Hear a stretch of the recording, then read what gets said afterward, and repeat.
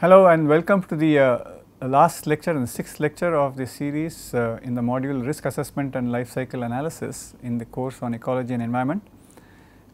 So, the last lecture, lecture 5, we ended with asking the question if there is a formal method for doing the analysis of a product or a process in an organized manner, and life cycle analysis is the method for doing that. LCA or life cycle analysis is essentially a cradle to grave analysis of a product or a process. So, we would like to do a systematic analysis to assess the risk of a process or a material throughout its lifetime. So, it is not just during its manufacturing process. We see that in processes preceding the product and after its lifetime or during its usage, we would like to see what is going on and track it. It is part of the International Standard Organization ISO guidelines for LCA are ISO 1440 and 1444, 14044, and these keep changing over a period of time. So, one has to review this occasionally too. So, LCA can be performed to assess the impact of a product, for example, impact of setting up a power plant in a particular location. The power plant is a product, is in some sense a product or any other component that you are looking for. To assess the impact of a process, so impact of using a thermal process in a power plant. So, the power plant itself is an entity. In the first part, the product is an entity that we do not really care how it is doing, it is a product, that is it, the power plant, it is a thermal power plant. That is one issue. Second is what kind of process is being used in the power plant. Now, we can use different processes such as a thermal process or a nuclear process, and these are debatable things, that which one causes more damage in the long run, the short run in the case of an accident and so on. So, you can also compare to the impacts of two different products for the processes. For example, comparison of thermal versus nuclear to produce power. So, this kind of analysis can be done in a systematic manner in order to produce, in order to give results and data that people can use in order to formulate policy. So, LCA can also be performed with different objectives. So, it's this is a very wide scope for LCA, and as you can see here, we can do an LCA for environmental impact, which is the objective of what I will be talking about, and we have been discussing for the last 6 lectures. But LCA can also be performed for economic impact or social impact. For example, starting a particular industry can reduce employment opportunities for a particular group of people, that is both social and economic, and it can change. For example, changing the import export policy can change the economic environment in a country and so on. So, these are the other life cycle assessments that can be done. So, economic and social impacts are very closely linked, and so environmental impacts is what we are going to be discussing primarily, but it can be done with other objectives as well. And so, let us look at a simple example of LCA to set everything in perspective, so that it is easy for us to understand. This is a very general example. One does not need to know the details of this process except from very crude. So, paper manufacturing, the source of the raw material comes from forests. So, forest trees, paper made from wood, trees, wood pulp. So, we need forests for that. Those are the raw materials. From the forest, we take wood, we harvest wood and we process the wood, and we manufacture the pulp. The pulp is extracted from the wood, and this is a chemically intensive process, because the wood is made with different components, and the pulp that is used for paper manufacture is one component of the wood, and it has to be removed chemically, and that is a very chemically intensive process, and is one of the original very intensive chemical processes that started. And then we manufacture paper. From the pulp, paper is manufactured in different grades by adding other additives and purifying it further. And in paper manufacture, then printing is done on paper. Paper can also be used as it is, but people write. So, printing can be seen. So, printing can be seen as both, either you write with a pen, that is printing as well, or printing with in a printing press. Okay. And then it goes to distribution, and then end user, and then once the end user is done with a paper product. So, we all see that in our lifetime we have used a lot of paper and we have thrown it, and so where do we throw it? When we throw it, some of it goes back to the pulp in the wood processing plant, and they extract again and get the useful components again, and the rest of it goes to waste disposal. So, the waste disposal either ends up in a dumpster or a landfill, or gets burnt or something like that, incinerated, some other thing. So, this is your main cycle of this paper manufacture. However, if you notice, there are a few other secondary cycles here. The first one is the forest itself. A very specific type of wood may be required for specific types of paper, and so, and this is a big and this has occurred in other processes as well. So, in order to have a particular product, you need to have a particular kind of raw material, and that raw material is not available. One grows this raw material. So, for example, if you want to have paper of a certain kind, if the wood that is naturally occurring in the area is not present, then one would plant trees of that kind and then change the ecology of the system. So, there is an ecological impact here by if you're in a forest, we have all mango trees, and you cut down all the mango trees and put some other trees that are useful for paper manufacture, then your original ecology of the system is destroyed. Along with the mango trees, the other things, there are several other things that will disappear, and there is a new ecosystem that is formed, and we do not know what is the impact of all that. So, that is a change in the ecological pattern. Second thing is, as we see here, this in the pulp manufacture, you have as I mentioned, it is chemically intensive process. So, which means there is a lot of chemical that are used in this, which are produced just for paper manufacture, pulp manufacturing, and as a result of this, there is some waste chemicals that are released, and we have to talk about their disposal, the waste disposal of those particular kind of chemicals. And then you have another set where you have printing. So, if you are just writing, even if you are writing on paper, you have ink, and ink is a chemical, and that is manufactured from somewhere, and there is a set of industries that do whatever is necessary to manufacture the ink and other inks. When we talk about ink, we are talking about printing toners, we talk about those kind of any ink, printing inks, and there is an entire cycle. So, if I can take the production of this chemical ink as a separate life cycle by its own, okay. But this is all part of the paper manufacture, and sometimes these kind of industries come in close proximity to paper manufacturing industry because they supply, their main end user is the paper manufacturer. And then we have the waste disposal of that also. So, then we have, of course, they have distribution, we have transportation cost. So, typically the forest, there is transportation cost involved in the forest to this thing, but if you notice paper manufacturing facilities around the world, they are located near forest, raw material is nearby, and therefore, your pulp is manufactured and paper is manufactured, it is all nearby. But then the end user need not be nearby, end user is usually far away, you have paper that is printed somewhere and that is used somewhere else. So, there is distribution and transport, and the end user may be very far away. Okay. So, we have a set of impacts that can occur, and we have I have again broken this up into different categories here. So, we look at resource generation and management. The first thing is the case of a forest, we have modification to ecology, we have land use change. What we call as land use is land is used for certain things. Land can be just wasteland, it can be a forest, natural forest. When we clear natural forest to make a plantation, we are altering the ecology of that system. And for example, we clear the forest and make a building there, we are also altering the ecology. So, these are all examples of the same thing. So, if you want to make a large factory, you clear a large section of forest, and therefore, or an apartment complex, you can clear large amounts of forest and make, and what is the impact of that? To a lot of things, there can be impacts to groundwater flow, there can be impacts to climate, temperature and all that. So, these are all the impacts that can happen.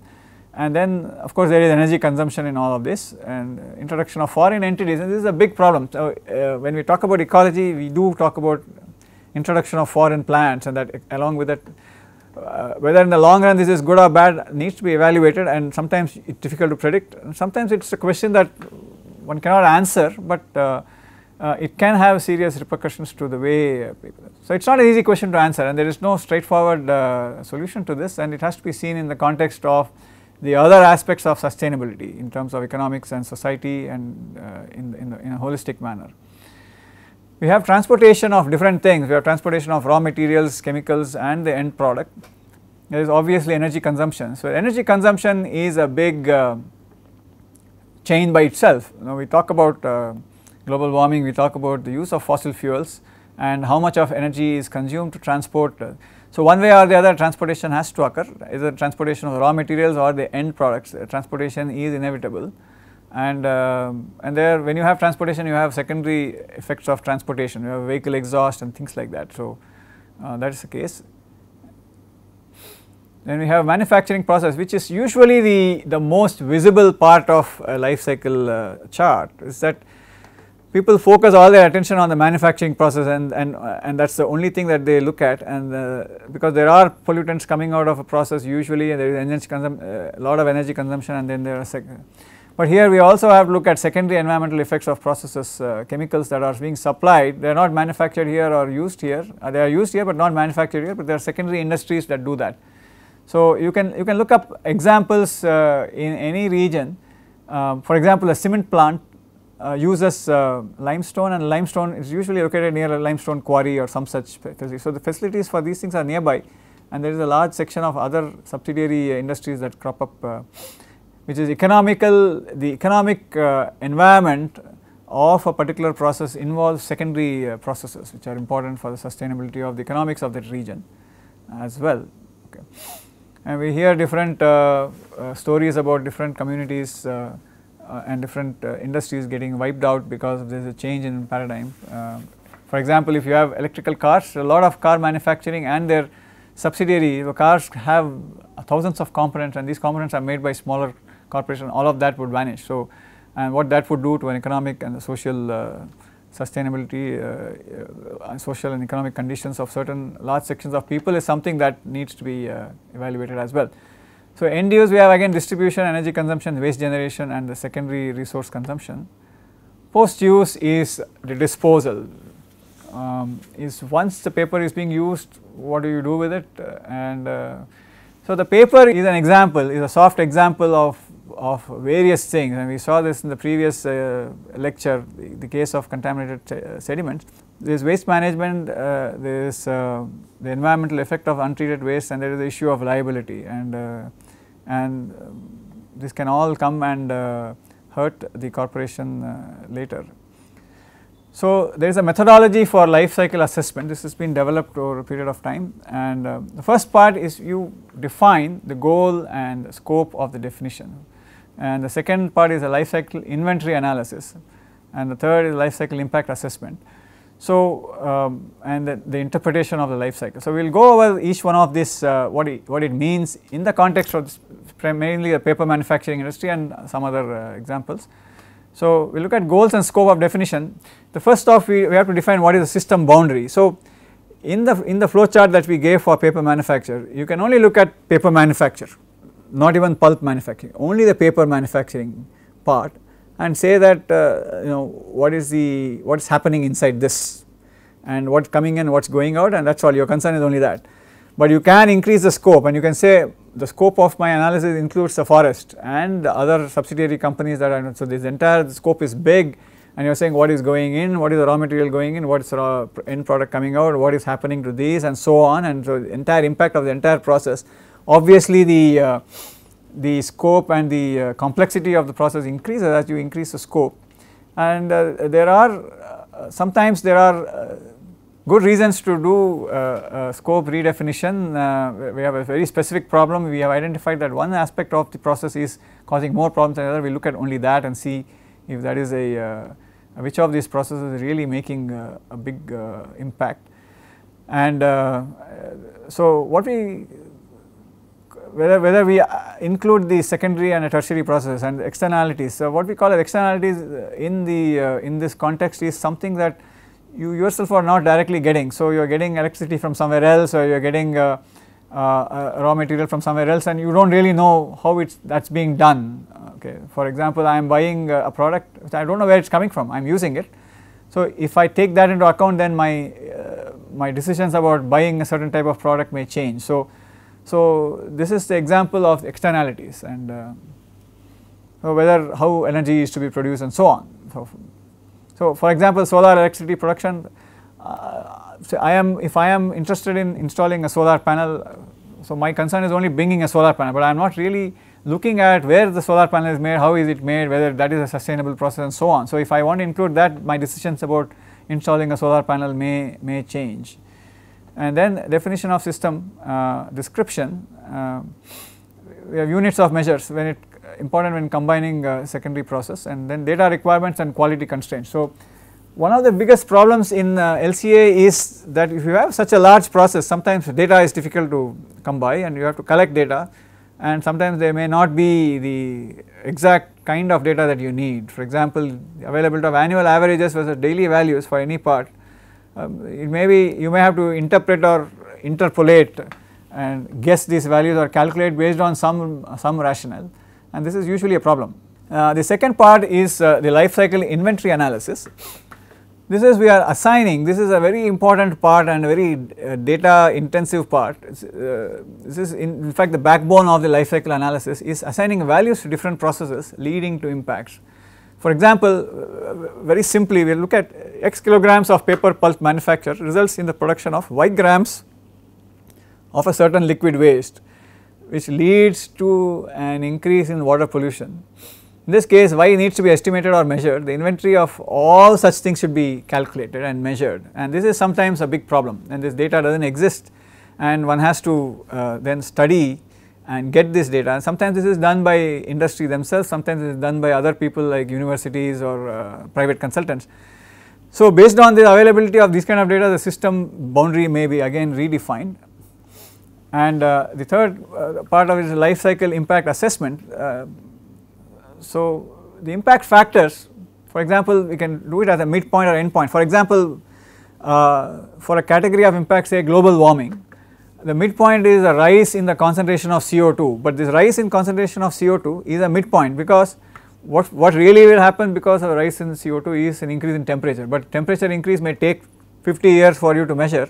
If 2 degrees of rise in temperature will take, 1 degree rise will take 20 years, then you can't wait for 20 years. You are looking at concentration of CO2 somewhere after, okay, CO2 has increased from, if it takes X amount of percentage increase of CO2, then that will lead to a certain increase in temperature. You can measure CO2 and say that, infer that this is going to cause a certain increase in temperature. So, that is a midpoint or an intermediate point. So, it is not necessarily exactly a midpoint, it is an intermediate point. So, in example, in paper production, the midpoint can mean increasing in the organic load in effluent wastewater. The corresponding endpoint can be increasing in the acidity of the water, or the waters releasing the pollutant wastewater into soil necessarily does not directly at that point in time result in an impact in health. The impact in health will take maybe 5 years, 4 years. So, but this is an intermediate point where we can measure, and that is seen as an indicator for. So, when the endpoint is difficult to measure due to constraints in spatial or temporal scales, the midpoint can be considered, and it is justifiable. So, interpretation here again, one has to interpret the data correctly, and this is again it is a holistic process. This is something that determination of conclusions that throughout the process, and it relies on the efficiency by which the data is compared, and the correctness of this data that is collected also, and the recommendations, and one has to make recommendations of the applicability of the LCA. What are the policy changes or the management changes or the process change that needs to be done using this LCA methodology. Several tools are available. These are, some of them are free to use, called SIMAPro and Gabi, and a large number of databases. This database is the biggest challenge and constraint in terms of LCA methodology, because this is process driven, and then enough studies must have been done either by the corporation, or sometimes the data is not available easily, one has to go and get it, and one has to worry about this. The role of regulatory agencies and other academic institutions becomes very important in this kind of processes. So, let me just go and illustrate the categories by which impact assessment is done. One of the impact categories that we can look at is, say, global warming, and the indicators for global warming are the global warming potential. The parameters that we are looking at is things like CO2 and CH4 or methane concentration, and weighing factors. So, what we mean by weighing factors is the effect of methane is 24 times the effect of carbon dioxide. So, this is what is meant by weighing factor. So, these numbers are all notional and these are not accurate numbers. I am just giving you an example of what an impact assessment could mean. Another impact category could be acidification of water or air or soil, any of these things. So, different components of this enter different parts of the environment. So, you have acidification potential, the parameters are sulfur dioxide, nitrogen oxide, HCl, ammonia and so on, and different weighing factors. We have eutrophication. Eutrophication, as many of you would already know, is the potential to form algae in waters, and we have a large set of compounds with nitrogen and phosphorus in the water and air, and if they have different kinds of weighing factors. And all these numbers are notional and not accurate and only for illustration purposes, as I had mentioned. The other set of another set of impact categories are non-renewable resource depletions. So, for example, this is things like crude oil, they are not renewable, these are fossil fuels. We have crude oil, natural gas and coal, and we have indicated this the fraction per the static reserve unit. So, what fraction of it is being used up, and this indicates that how much of it is available remaining. So, you are only using up 1/300 of these available coal resting, and that will mean that this reserve will last how much time after this process done.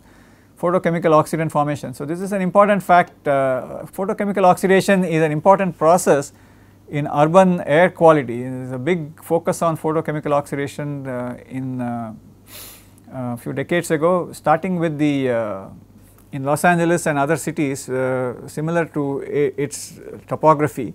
There was a lot of research done there because of smog formation. Smog formation is important in many cities, you see that, and smog is a mixture of all the things that you can see in the atmosphere, and there is reactions going on, and this reaction happens because of photochemical oxidation, because of sunlight and all that. So, and certain chemicals are responsible can aggravate photochemical oxidation and forms certain species of chemicals that will result in photochemical oxidation. So, we have human health as an impact category, and this human health is again divided into two categories: human health non-cancer and human health cancer. So, as we had discussed in the first two lectures of this series, we have the way we find out the indicators for this are health effects eventually. These health effects are epidemiological. What it means by that is we can correlate, as I mentioned in the first few lectures. If you do not have physiological evidence, for example, you have a health impact because of air pollution of a specific nature. Okay, so one needs to find out whether that specific air pollutant is causing that health effect or something else is causing. So, people look at statistics of how many people are exposed to it and the concentrations outside, and they try to correlate the concentration of the pollutant in the atmosphere to the health effects. So, that is an indirect correlation, a statistical correlation, and this is called as epidemiological, and this takes surveys from and hospital records of a very large number of people and then makes this connection. In contrast to this, physiological evidence is direct evidence from the human body that you find reserves of a particular pollutant there, and this is direct evidence that this is causing this kind of effects. And people do have toxicological data for many of these things, but not for humans. We have it for other species, and they are then extrapolated to apply to humans. And there are various parameters. These parameters are the concentrations of different species of chemicals that can cause chemical impacts. And any other impact category can be added to this if necessary, and this example of this will show you shortly. So, application to paper industries, data from LCA could be viewed in a few different formats. One format is the following: we have relative contribution from different processes. For example, we have forests. The aspect of raising a forest, the way the trees are grown, from the pulp production, from paper production, these are different processes in the, this is again notional, this is not the actual, these numbers are not actual, and please have to take it in as an illustrative thing, but this can be done. What I am trying to show is this can be done, calculations can be done using LCA to get this kind of data interpretation. So, we have what is the global warming contribution by each of these processes. So, in this process, say the disposal causes the paper pulp production and disposal are highest contributors to the global warming, and so you can see that in different categories there are different kinds of human health, cancer. So, it does not mean that all these risks are the same.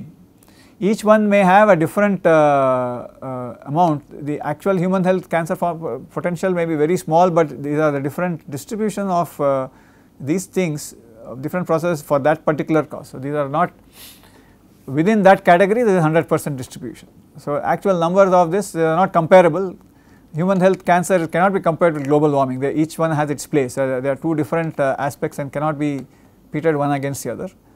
The other type of interpretation or the data view is like this, is looking at the parameters themselves and which one of these processes releases more of these parameters.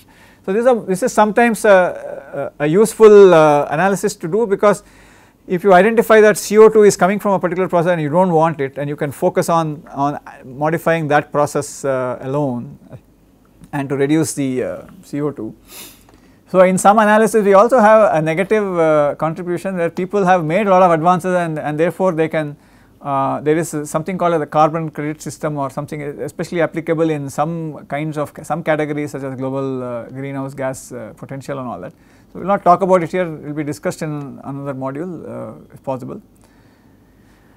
Other examples of impact categories are ecotoxicity potential, both terrestrial, aquatic and air. Terrestrial is to land, to soil, to forests and anything that is there on land. Aquatic is water and air. Ecotoxicity is again degeneration of the quality, environmental quality of these phases. Abiotic depletion, and then we have freshwater depletion. This is a big case in a country like India. This is an impact that is very significant. We have several cases where several industries have been alleged to deplete water supplies, and if you go and look at paper reports, and this is an important this thing. So, environmental impacts, this is not a health impact, but this is an environmental impact. So, this is there is also radioactive potential based on certain kinds of processes. Not all processes use radioactive material, but definitely something like a nuclear reactor or something, which we have debates in several parts of this country that about the safety of having nuclear reactors. This is definitely a case. So, a large number of studies on LCA and different products are available.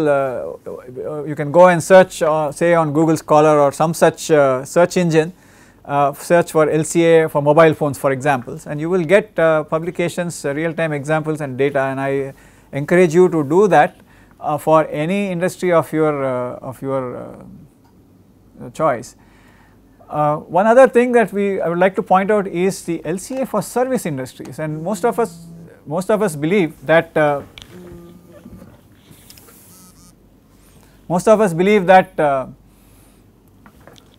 one of the important points that we would like to make is for service industry, and most of us believe that LCA applies only to industries that manufacture something. Service industries do not manufacture a product, they manufacture a software or a service, something like banking or IT industry or software. And you can notice that there are studies that have been done where the same kinds of categories of impact exist here also. The magnitude may be different, the actual magnitude of global warming potential may be different from a service industry as compared to a power plant, but it does still exist and people are required to do it, and these categories are of course different. You see that here we have things like equipment that a company might have, energy usage, temperature control, because air conditioning is a big part of some of these industries and software industry and all that, and then transportation is a big part, office supplies, specialty equipment. So, there is so hospitals for example, they are a service industry, and hospitals have a very large potential for a lot of things, and therefore it has to be evaluated. Again, these numbers are notional and not is only for illustration. This is an illustration of where the LCA is useful and how it should be implemented. So, if you look at this the extent of impact assessment is the assessment of the impact, which means that at what stage, if you do the impact assessment in the design and development stage, if you do the impact, actual impacts may be less if you do it here. If you do the impact assessment here, if 80% of your impact assessment is done at this stage, you get actual impacts are here, and if you do not do it, you do the impact assessment only at the end of the process, you will get all of it. So, this is a kind of a suggestion that impact assessment, the design should be done at the design stage. So, you must have all the aspects of the life cycle assessment of a process to be done at the beginning. So, to the extent possible.